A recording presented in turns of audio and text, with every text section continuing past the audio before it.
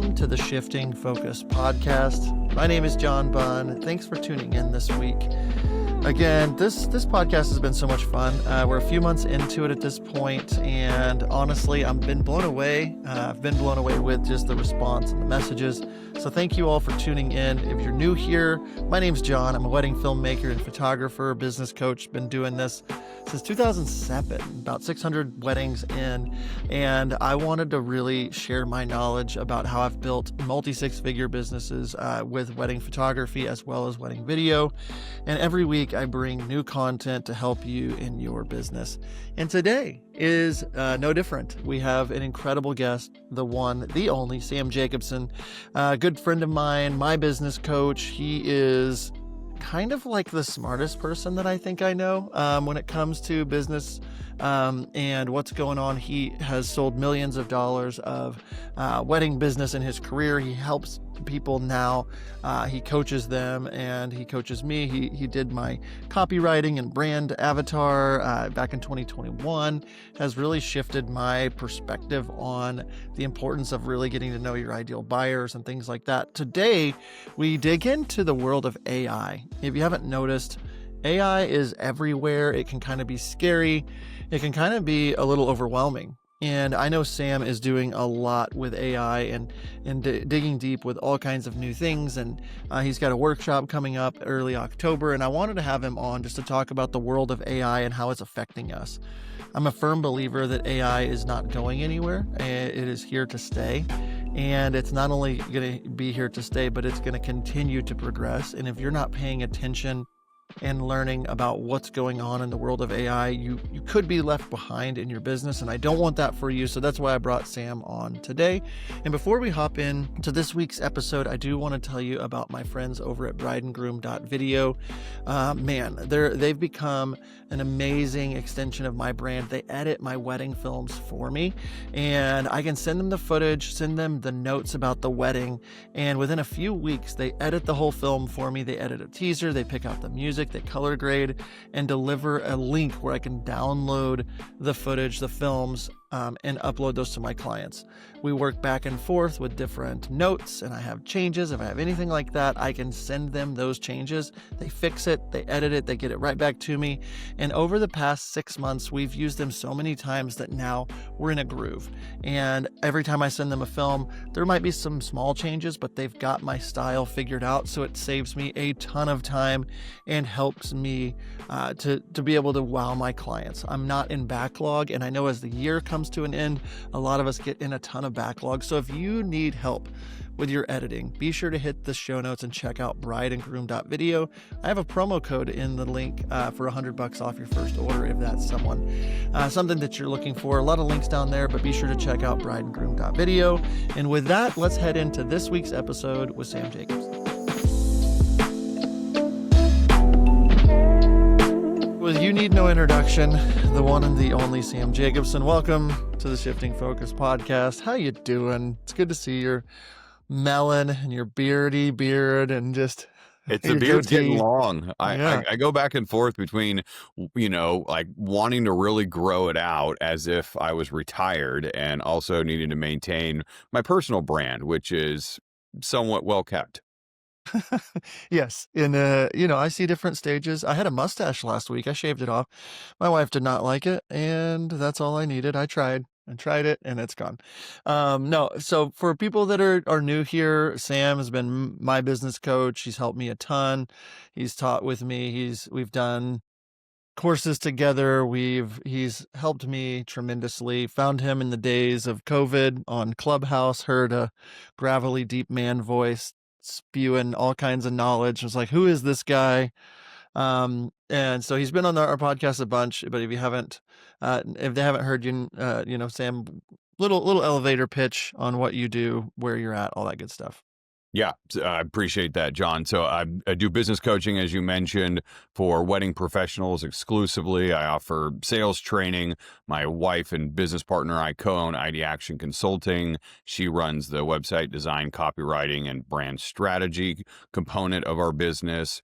We basically handle everything for wedding business to succeed with marketing and sales work. I also co-founded with Abby Jew, one of my longtime clients and a world top photographer, Duet Social Media this last year, and we run full service, done for you social media and personal brand development for wedding professionals who are in the luxury and ultra luxury space.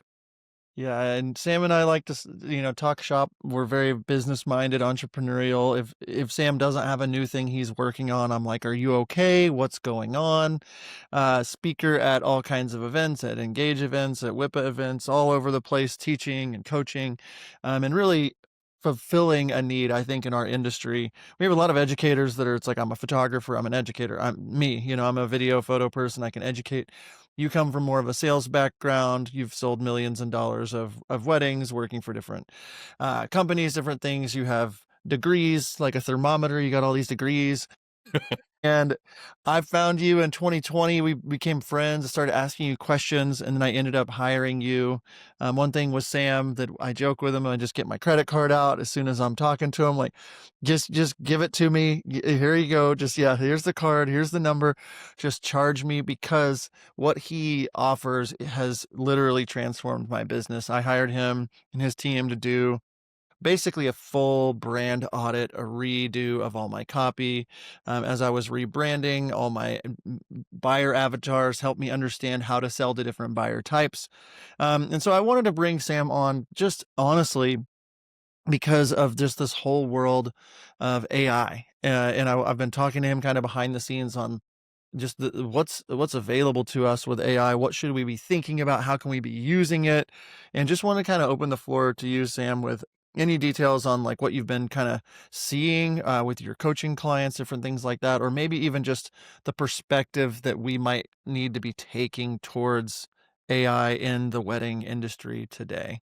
Yeah, I appreciate that. I'm really excited to talk about AI. This is, I think, new for everybody. I remember actually the first time I heard about ChatGPT, you and I were sitting together at a table. I don't know if you remember this, but we were playing some kind of card game at one of your workshops down in, I think it was Palm Springs. Yep. And it was like, hey, check out this new ChatGPT thing that can write song lyrics. And you can even like tell it to write a song about your cat, and it will. And it was like, oh, cool. What a novelty. Like, it was literally like a party trick.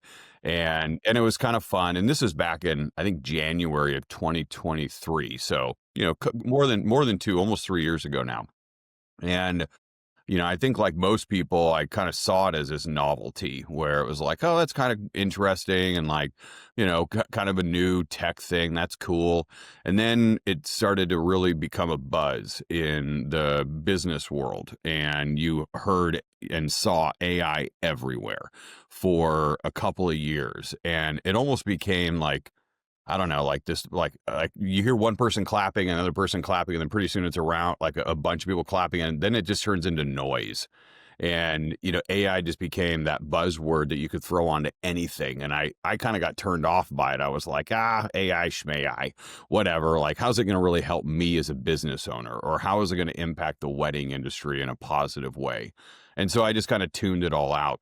And then I think about 6 months ago or so, I was like, it's been a long enough time where it's no longer a party trick. It's also been around long enough and people have latched onto it and continue to build on it rather than just use it as a buzzword. And I should probably spend some more time digging in and looking at how it might be able to help not just my business, but other businesses for the coaching clients that I have and agency clients that we have. And what I found is that AI is one of those incredibly powerful tools that is completely untapped right now, specifically in the wedding industry. I think corporations are starting to use it. Individuals might be using it, but not a lot of small business owners are using it or using it very effectively. You know how much I love shooting weddings, but you know what I don't love? Wasting hours culling and editing. That is why I use Imagine.ai. It's literally learned my style. It culls my photos, edits them, and even opens them in Lightroom with the sliders exactly where I'd want them. And now they're in beta for video color grading, which is an absolute game changer. Stop wasting time and get back to doing what you love. Check the show notes to grab 1,500 free edits today. Yeah, and that's kind of I do remember that because I think our friend Christine had just written a song about her cat, and we were like, "That's neat, and that's great, and that's cute and fun." And then, my perspective has just always been like, "Okay, that's a little beyond me. I don't know what it does." I mean, I've subscribed to ChatGPT since the beginning. It helps me. It now has become like uh, I feel like I have a friendship with my chat GPT. Like it knows me. I've fed it all the brand books that you helped me create. I've fed it my website. I feed it the transcripts of all of my podcasts so it knows my voice. I have it, and I get angry with it like a friend. It whenever I tell it to write a description and it puts like some dash marks in there every single time. I'm like, please don't do that ever again. And it's like, I'm sorry, I won't do that again. And then it does it again the next time. But there's so many things outside of just ChatGPT. Maybe you'd speak a little bit. So, like, you started getting interested 6 months ago. What does that mean for someone like you? How are you thinking, for the wedding industry specifically? Like, what should we be thinking about, or what are you seeing out there as you're seeing how people are using AI and the difference between AI and just ChatGPT? That was kind of like the first thing, but now AI has kind of infiltrated every product of any sort, especially online. So, what have you been like? What's some of your uncoverings that you've started to see of like what's going on even in the landscape of this whole AI space? So I think one of the things that I keep hearing when I ask people, are you using AI? And many people are like, yeah, kind of. i- Is that they're using it for pretty basic or elementary or simple functions within their company. So I would say maybe half of the people that I talk to are using it at all. The other half are like AI curious. They're just trying to figure out, is this something that I can use, or is this something I should be scared of? I think, one of my big takeaways is that, many people are still not using it, thinking that it might go away or it's not worth investing the time, money, energy, or resources to figure out how to apply it to their business. Kind of feel like right now we're in like, I don't know, like 1993, 1994, when like you had like Prodigy dial up. My dad was always kind of forward looking. We had a 10-foot satellite dish on our deck out back, listening to overseas television shows, watching overseas television shows back in the 80s. But all that to say that this will be here, and this will likely be a bigger revolution than the internet itself. And if you haven't been around long enough, if you're listening to this, to remember what it was like to get an email address. I remember when I was in high school, like email was just something getting started, and then there was this whole concept of having a website back in the early aughts that was a pretty big deal. Like people would actually talk about, ask each other, "Do you even have a website?" You know. Of course you do, right? You would think that how could that even be a time that existed? Or when the iPhone was invented back in 2007, I remember going to a wedding MBA for the first time in 2011, and they were just talking about how it was essential for you to go mobile. And at the time, something like only half of wedding business owners were using a mobile website. And then it was, are you on the Facebook or Instagram or whatever it might be? But, I guess if you're listening to this right now and you're like, I wonder if AI is going to be a thing that I have to do. Yes, you are going to have to learn how to use it. It is going to become an essential part of your business. And the question is, what areas can you best utilize it? Yeah, and to me, I've been, it's like we have all these hats that we wear as wedding professionals.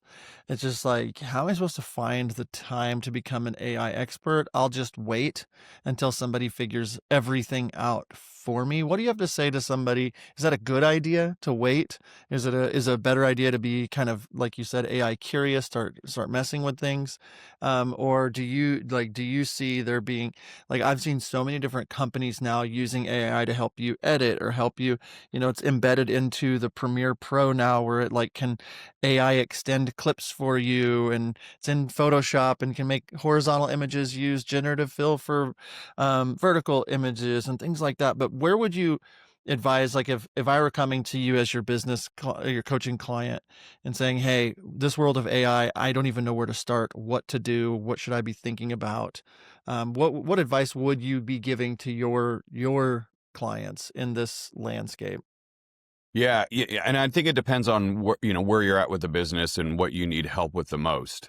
Obviously, pick an AI provider. I like OpenAI, ChatGPT is what I prefer and what I use.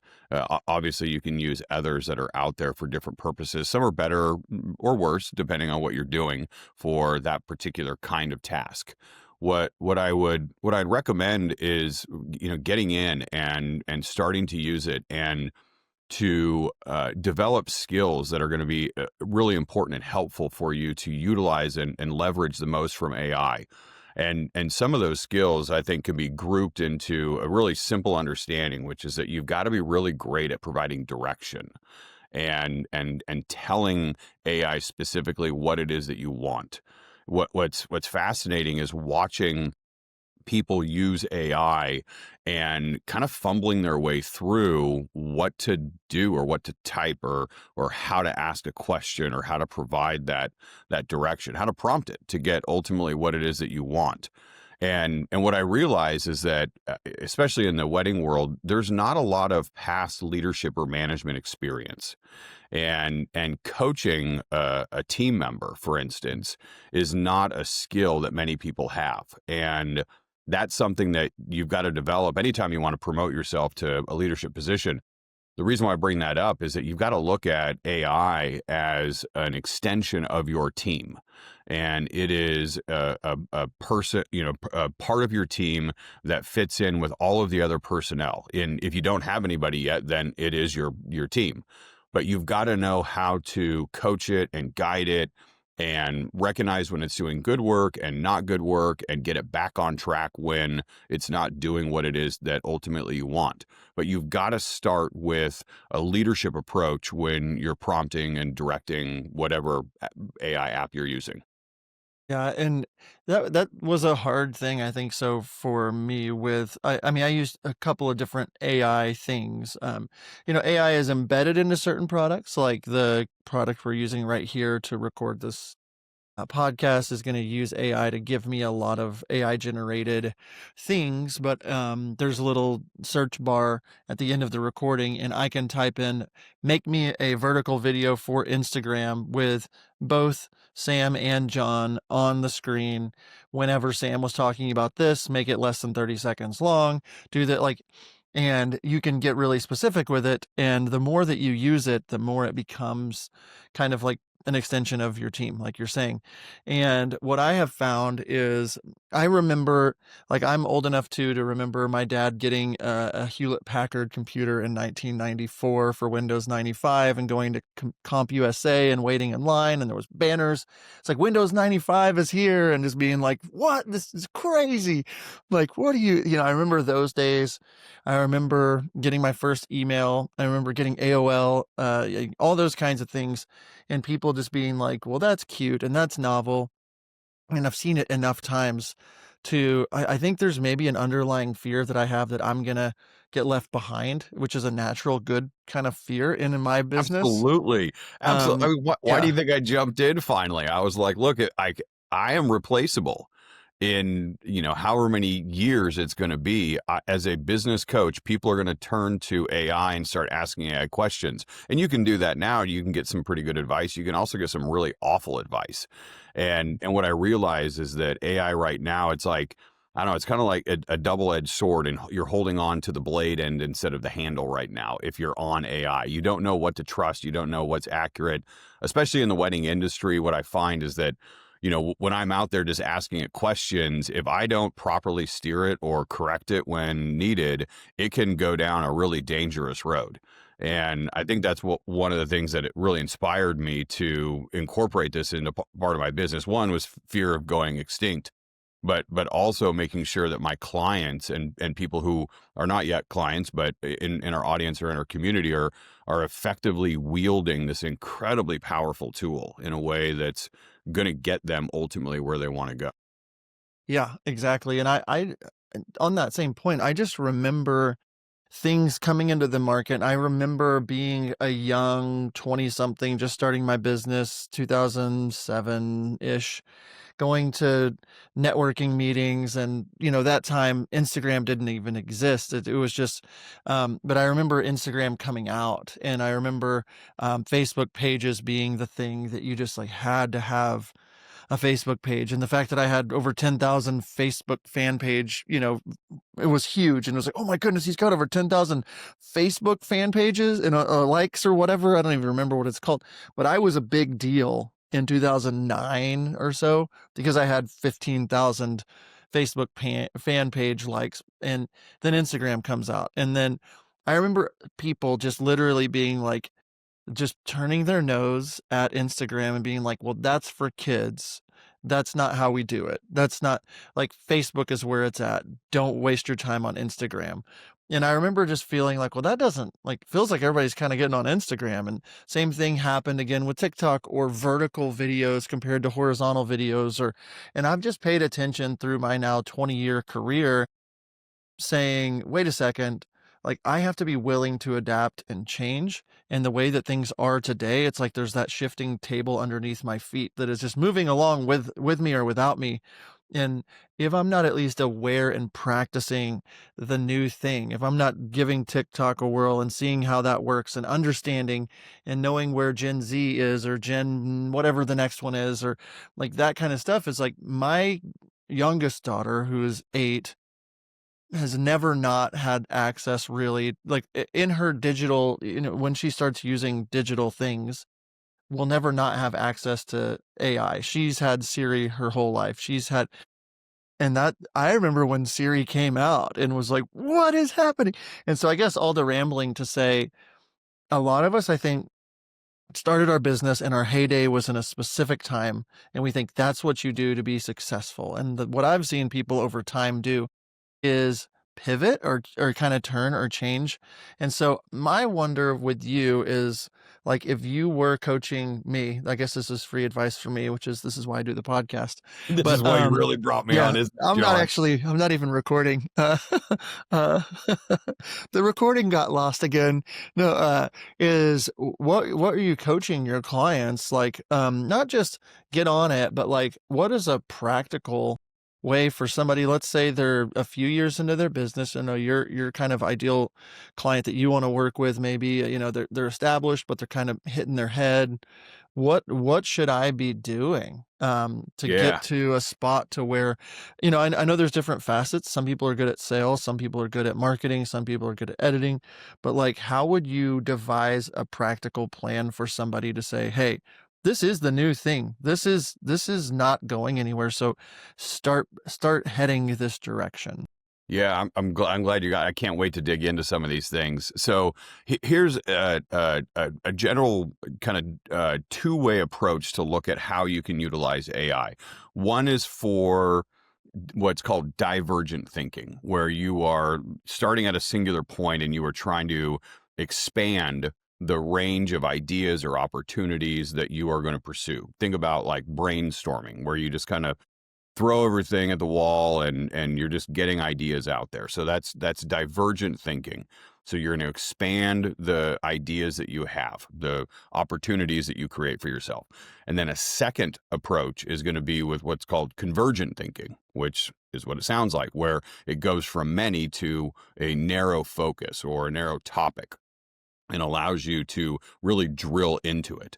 And I like to use those two different perspectives, because when you're sitting down with AI and you're going like a chat GPT, for instance, and you're thinking, how can I use this? You can use it to expand the range of ideas that you're considering, to go through an ideation brainstorming process, or you can use it to narrow, hone, focus, and exploit as much as possible a single or a narrow range of ideas.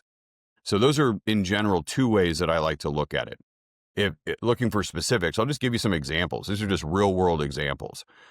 Yesterday, for instance, or actually last week, I was going through, but yesterday I was showing a client of mine who was looking at hiring an assistant planner for her business. She's a well-established planner in a major market, and she's looking at growing her team. And so we were talking about how to recruit the right kind of employee. And so we went through and we looked at her job description, and then we were able to take that job description and then we were to break down, okay, what are the specific skill sets and experience requirements that are going to predict a good candidate for this particular position. So we narrowed it down to 7 different components that we should be looking for. Then we were able to take the thousands of people who applied for the position on LinkedIn, and we picked out the ones that we thought were great. There were, say, 10 or 12 of them. Then we took those resumes and fed it into ChatGPT based on the criteria that we had selected, and asked ChatGPT to provide on a scale of 1 to 10 where each one of the candidates ranked in those 7 different criteria, and then put together a composite on a single spreadsheet so that we could see which candidate was going to be the highest ranking based on the criteria that we had. It didn't stop there. We knew that we had to do interviews. So what do? We went through and we established the strengths and the weaknesses for each one of the candidates. In the weaknesses, we then asked it to go through and to come up with specific questions that we should ask that candidate to identify whether they were going to be able to address and overcome those weaknesses, or if they were going to succumb to them or have a likelihood of succumbing to them. And now when she's going through and interviewing her candidates for this assistant planner position, she has a script, or at least a few questions that she can ask based on what we need to know about that candidate. And then when she gets done, we can take the transcripts, again, feed it into ChatGPT and ask it, hey, how well did this candidate address the concerns or the weak areas that we were searching for? And it will provide you with very specific information. You can then use that to evaluate which candidate you want to move on. And you can see how this would go with the second round of interviews and other things. You can ask it to create practical exercises for you so that you can give them to candidates who are finalists and see, you can establish an evaluation criteria, et cetera, et cetera, et cetera. Incredibly powerful for recruiting the right kind of person, because this could be a $60,000, $70,000, $80,000 a year investment and a bunch of hope that you've got on this person. You might as well put the work in ahead of time to make sure you're choosing the right one. Before we move forward in this episode, I want to tell you about brideandgroom.video. Brideandgroom.video is an editing house for wedding filmmakers to edit your films for you. You upload your footage, they edit it. I've been working with brideandgroom.video now for about a year, and I'm loving every single edit that they're putting out for me. They do my highlight films, my feature films. My favorite thing is just how amazing they are at communicating. They keep me up to date. They make it easy. Their system makes it easy for me to download my final films and save me that precious time that I need. So head over to the show notes and check out brideandgroom.video today. Now back into the show. Yeah, and that's just one of many things that, can be done. I know that, like, for me as a photographer, it just whenever, even down to like, I hired Sam to create copy and brand avatars and help me understand ideal buyers and all of that. And I literally, whenever I was starting with ChatGPT, I pay the $20 a month so it remembers me or whatever. And it's like, here's who I am. Ask me questions. I'm telling it to ask me questions so they can understand. But here are my goals. Here's who I am. Here's where I'm heading. Help me understand if this is a realistic goal.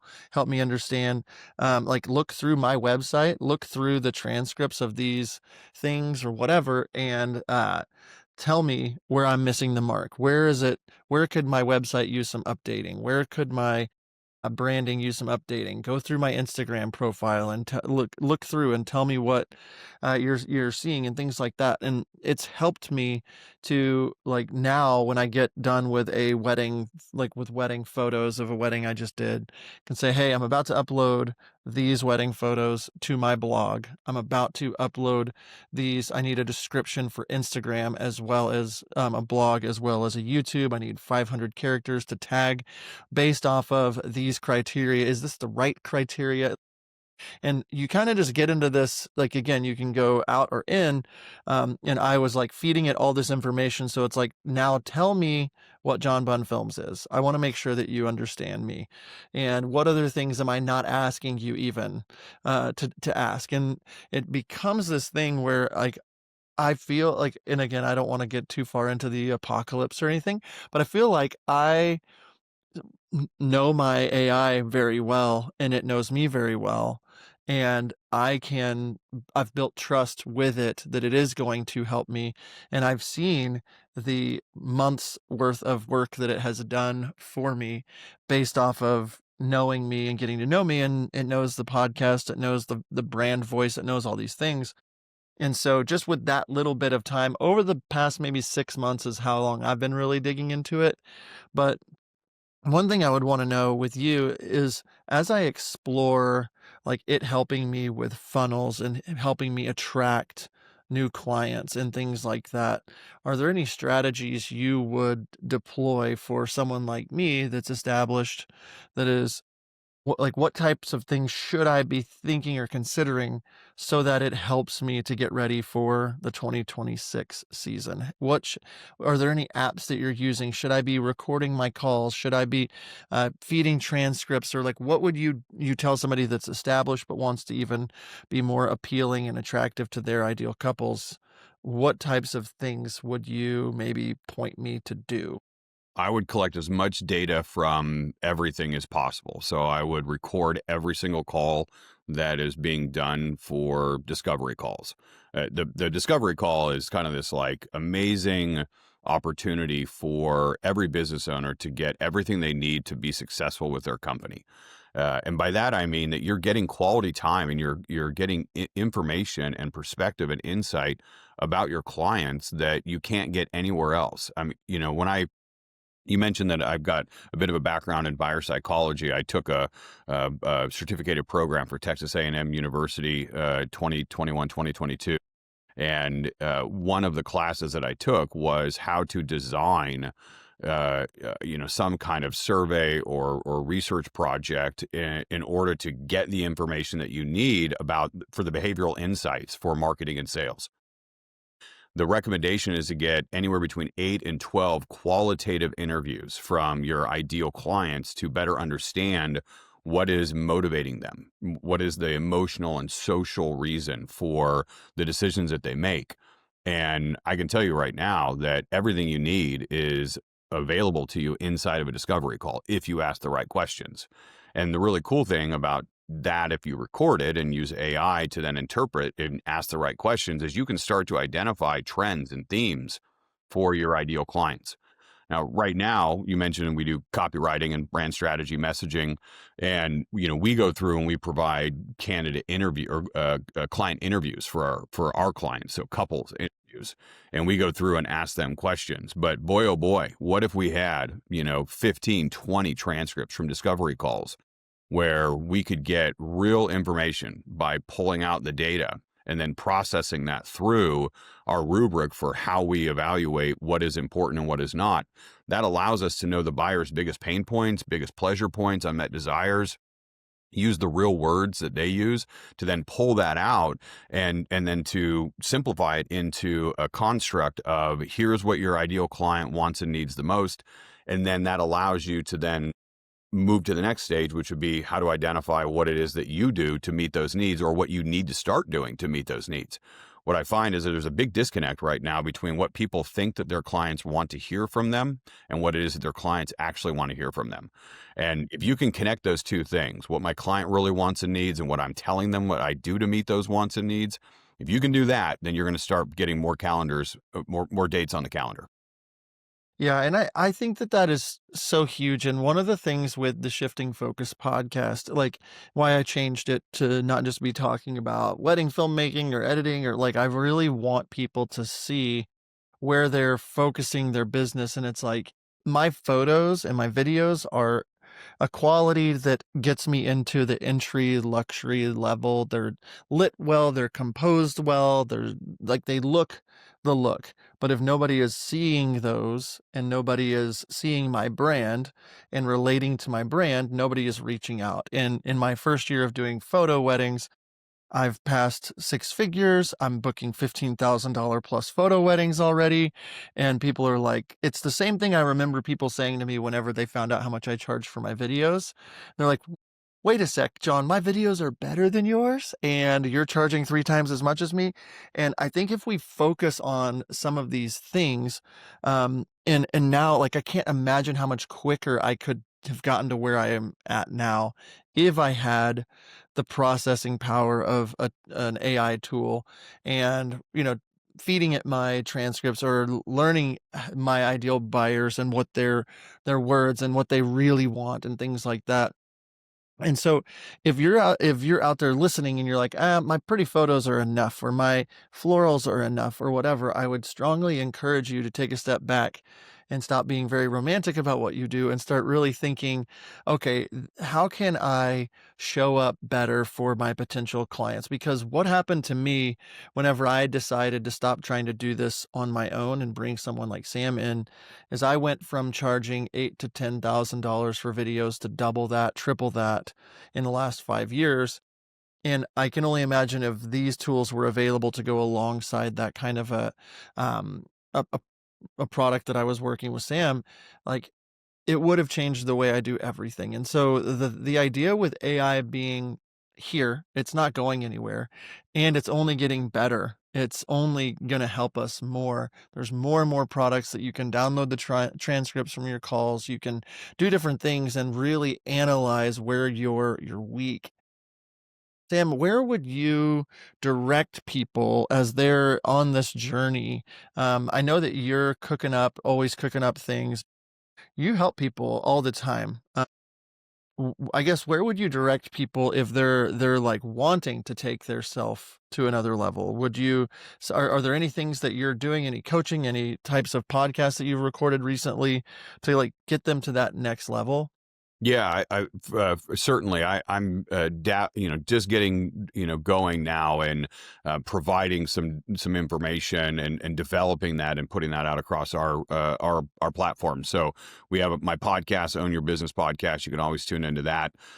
We've got a couple of episodes that are out beginning of October talking about AI. I'm doing a workshop on October 6th about AI, specifically about how to use it in your marketing and sales.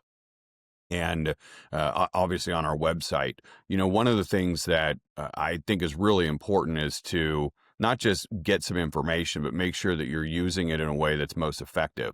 What I will say is that there's a lot of time-saving AI tools that are out there, and you've mentioned a bunch of them, and they're great. They're amazing. I mean, I can't tell you how many more hours every week I get because my brain doesn't have to work as hard because I know that AI is doing the busy work. And truly, it adds on. I'd say I probably get 3 to 4 more hours of highly productive work every day because I have the AI assist in the work that I'm doing. And so, I think that continuing to focus on how AI can save you time or, synthesize and process lots of data, et cetera. But what I would really recommend is searching for how can AI further your biggest goals, which are to book more clients at higher prices that you love working with on projects that are going to make your portfolio better. And I think that's the area that I know that's the area that I'm stepping into with our company. And we are steering our ship head into these waters because I know that this is the most powerful and least utilized area of AI for a business owner. A lot of people don't know how to use it. It took me, hundreds of hours of going through how best to use it. You mentioned some ways that people can dabble in it, and there are a lot more that are out there. So I would say stay tuned. The things that I'm working on right now with ID Action, lots of really cool techniques, but also some pretty cool advanced tools that you'll be able to utilize in the coming months. Love that. And I'm pumped to, and I'll put the links in the show notes, of course. And if you don't listen to Sam's podcast, just for his voice alone, it's worth it. But any other advice before we wrap up today? Any other thoughts? Any other things that I didn't? I can go on Chat GPT and ask, is there anything else I didn't ask Sam? But I'll ask Sam GPT real fast if there's anything that you're thinking about that we didn't cover that I want to make sure that we hit, because I'm still new to this. I'm still out there saying AI is important. we need to be paying attention, but I don't have the hundreds of hours. So after the hundreds, if not thousands of hours you've put into it, any other things that you're thinking about that we need to make sure our audience knows before we wrap up today? Yeah, I appreciate that opportunity. One thing for sure that I want to hit on is that AI is like a tractor replacing a horse and a plow, right? So if you Uh-huh. look at the work that you have to do, that there is this manual work that must be done by somebody, somehow, something, and AI is like the tractor to the horse and plow. It's not a self-driving tractor though, so it's very important that you recognize you've got to have both hands on the steering wheel and the gas and the brakes. You can't just set it to autopilot and expect it to do what it is that you're going to do. One of the biggest challenges that I see when my clients and my team is using AI is that they don't know how to provide that steering or the acceleration or the brake or, oh, we're on the wrong road altogether. Got to get over to a different plot of land. So make sure that you are not just putting in something and then taking it out. So that's one thing that I would absolutely recommend. I think another thing that's important to stay focused on is making sure that you're not letting AI replace the personal nature of the relationship that we have to have with our buyer. In the time of AI, especially right now, where there's kind of a 50-50 split of people who are kind of excited about it and curious about it, and other people who are like, I don't want AI as part of my life. I don't want this kind of technology. The apocalypse is near. I live on an island without any stoplights. It's kind of ironic, oxymoronic, paradoxical that I am a huge, fan of how AI can be utilized. But it cannot replace the human element more than ever. If robots are taking over the world, we need to make sure that the human element is there. If you're going to use AI to save time, for instance, you've got to find a way to repurpose and rechannel that time that you would otherwise spend in your business to doting on your clients. I mean, what a great thing to have more leisure time from the trivial work so that you can use it to connect with what it is that your clients want most. And in an age of robots and AI, we got to make sure that the human connection is there. That's what people want the most. So you can't just set it and forget it. You can't only use it to just save time and bank that time and go hang out with your family. The most successful business owners will take that extra time and find ways to personalize the experience, to connect with their audience, to take care of their clients because they have that extra space in their schedule now. Yeah, I think that is very huge to like, because I think the natural thought is, oh, well, a car exists now, horses are no longer needed, or, or like the AI is replacing, it's like the self checkout at the grocery store, it's like, oh, we're not gonna, like they're replacing all the people and robots are bad. And like, I don't want a peopleless society by any means. But what I see that it has done whenever you have, like the electricity is now in existence, or the wheel, or you like go through all these different things throughout the history, the automobile or whatever, is maybe the current jobs or current things that we are doing. It's like the horse and the plow. It's different now when you look at farms and the technology where it is like robotic and it saves a lot of people those man hours so that they can do more and do other things. And it opens up new jobs that didn't exist before. Or so if you're one of those people that are just like, well, I'm afraid of the robots because it's just going to take everything over. I think it opens up the door, like you said, Sam, for way more of what I think is really important, which is the human connection, because I'm not over here color grading every single clip of my wedding film or editing every single photo in my, like AI gets me to a certain point, or ChatGPT helps me write that thing, or helps me build out my funnels, or whatever it is. Like, I have personally been able to spend way more time on a personal level with my clients, as well as networking and things like that. And it's opening up doors for me to be a better version of me. And what I've seen is that whenever like so my photo weddings that I'm doing, especially because I use Imagine AI editing tool, and it basically edits the photos about 90% of the way there for me. It saves me about 20 hours on every project. What has that allowed me to do? It's actually allowed me to either have more profit or to have a more competitive pricing, because I've been able to save all that time. And so it's made me more competitive and I'm not romantic about how things used to be. I'm not Mm. like, well, we used to do this, and that's another thing that I think just, kind of ending note is that if you're a person that's like, well, it's ruining the market, we can't charge, we can't do whatever, I would challenge you to challenge your thinking that it's like, wait a sec, I'm going to be able to save more time. I can be more competitive. What could I do with that extra time? I can either have more profit or be more competitive. So, anything you want to add on that? That was a random tangent, but I just want to make sure. Any thoughts, Sam? I'm sure you always do, but It's and I'm so glad you said it because I was thinking like the third thing I would add in there is like, don't romanticize the notion of manual work being more noble than using technology to get what it is that you want and need. You can go through and you can plow a field in many different ways. If you got an acre that you got to plow, you can plow it with a horse and plow, or you can plow with a tractor. The whole point is to get food that you can use to feed your family. And if you want to spend 100 extra hours doing the manual work because you think that there's nobility in the process, that's great. Do that. But like every farmer out there over the last 150 years, you will be left behind if you are still using a horse and a plow. It is the same thing with your business. There are hundreds of uses that you can use AI for right now. It will only get exponentially more in the future. You will not be replaced, but the person who knows how to use the technology, to use the tool, and to tap into it for its full potential will be the one that gets further faster. And the really cool thing is that it will allow you ultimately to not just profit more money, but profit more time. I'm not saying you have to take all the time you save from using the technology or the tool and put it back into the business. It's just, I'm saying don't forget about that. However, at the end of the day, I mean, I'm not like most people. I don't want to work my whole life. I'm trying to retire in my 50s rather than my 60s. An ideal time for me is to walk across, some sort of really cool trek in, Europe where I'm relaxing and communing with nature, not sitting behind a screen prompting ChatGPT to do work for me. I want to get there too, just like everybody else. And AI is going to be absolutely one of the big strategies as a business owner that's going to help everybody get there.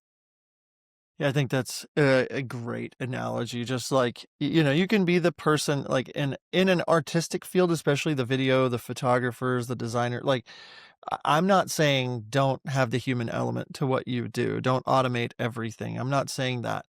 But to those that I've seen that are just like anti-tractor, like this is wrong to use the tractor. Maybe, maybe not. I'm not saying I don't think it's wrong to use the tractor. I understand that there's something about the plowing of the land yourself and the beauty of that and doing, but the tractor is invented. It's out there. There's only better ones coming. There's only more technology coming alongside of the use of the engine inside the tractor. And so we're at the very beginning stages. We're in Windows 95, maybe Windows, That's XP right. or whatever This was is the next one. like Instagram 2011, 2012, right? Like, it's early days. And I was just talking with somebody who said the other day to me, she said, she's like, it was so easy 10 years ago to get followers on Instagram. Whereas now it's like my follower count goes down as a net most months because it's so challenging. It's the same thing right now. Getting ahead with AI is going to be a lot easier if you start to incorporate into your business today.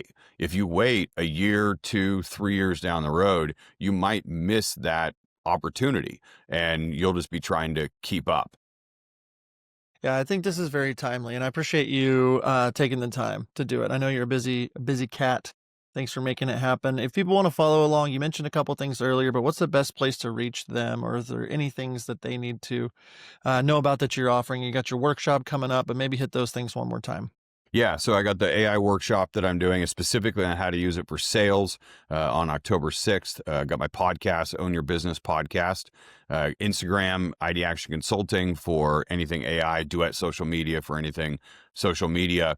If you're at a point in your career where you're trying to figure out what direction is best for the business, if you feel like you're truly at a crossroads with how to figure out what that next step is going to be, where to turn the nose of your plane, so to speak. We do have a really great retreat that we run every year. This one is down in San Miguel de Allende in Mexico. at the end of January. It's an immersive 5-day retreat. Have anywhere between 12 to 15, as many as 18 people who are there, all business owners, all in the same position, looking for a redirect or an escalation, acceleration to their business.